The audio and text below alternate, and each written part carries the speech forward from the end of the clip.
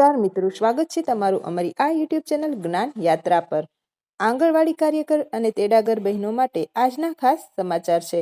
આજે 18 ફેબ્રુઆરી 2026નો દિવસ આપ સૌના જીવનમાં એક નવી જ આશા લઈને આવ્યો છે। આજે ગુજરાત વિધાનસભામાં કે જ્યારે નાણામંત્રી શ્રી કનુભાઈ દેસાઈ 4 લાખ કરોડથી પણ મોટું બજેટ રજૂ કરી રહ્યા છે, ત્યારે 1.10 લાખ કરતાં પણ વધારે આંગણવાડી બહેનોની આંખોમાં એક અનોખી ચમક છે।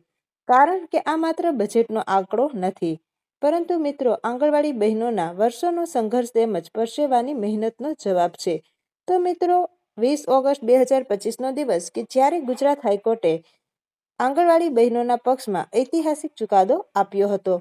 માનનીય જજ AS સુપૈયા સાહેબ અને VT વછાણી સાહેબે સ્પષ્ટ શબ્દમાં કહ્યું હતું કે આ બહેનો દેશના પાયાના ઘડતરમાં અમૂલ્ય સેવા આપે છે।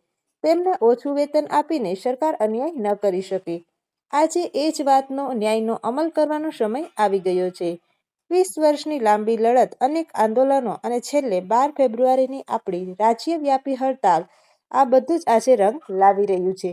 હવે મિત્રો કાર્યકર બહેનો અત્યારે 10,000 રૂપિયા પગાર મેળવે છે।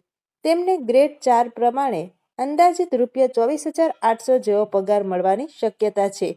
જે તેડાગર બહેનો છે એ 5,500માં ઘર ચલાવતી હતી, તેમનું માનદ વેતન 20,300 જેટલું થઈ શકે છે।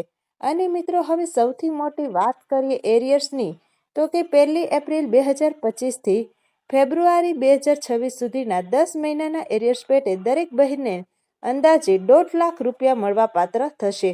આ રકમ આપણા બાળકોના શિક્ષણ અને પરિવારના સારા ભવિષ્ય માટે કેટલી મોટી મદદ સાબિત થઈ શકે। તો મિત્રો આજે આંગણવાડીનો ચુકાદો છે એ બહેનોના તરફેણમાં આવી ગયો છે।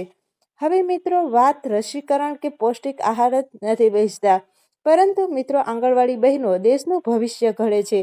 ગર્ભવતી માતાઓથી લઈને નાના બાળકોના સ્વાસ્થ્યની ચિંતા કરતી આંગણવાડી બહેનો ગર્વથી કહી શકે કે આજે એના મહેનતની કદર થઈ છે। 1 માર્ચ 2026થી મળનારો નવો પગાર આંગણવાડી બહેનોના ચહેરા પર સ્મિત લાવશે અને આ સંઘર્ષમાં તમામ બહેનોને હાઈકોર્ટના આદેશ મુજબ ઐતિહાસિક જાહેરાત આજે જ જોવા મળશે। તો આવી જ નવી અપડેટ સાથે ફરીથી મળીશું। ત્યાર સુધી જય હિન્દ, જય ભારત।